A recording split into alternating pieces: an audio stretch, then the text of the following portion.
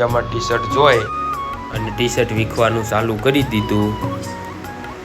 પછી T shirt જોતા જોતા 4 થી 5 ટી શર્ટ એને ગમી ગયા। 5 થી 4 ટી શર્ટ લીધા પછી મને પણ ટી શર્ટ લેવાનું મન થયું।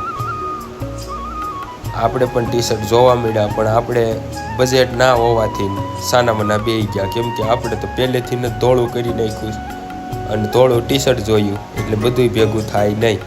ત્યાંથી આપણે નવરાઈ કાઢી થોડોક ટાઈમ વધારે લઈ આપણે આવી ગયા રિલાયન્સ સ્માર્ટમાં।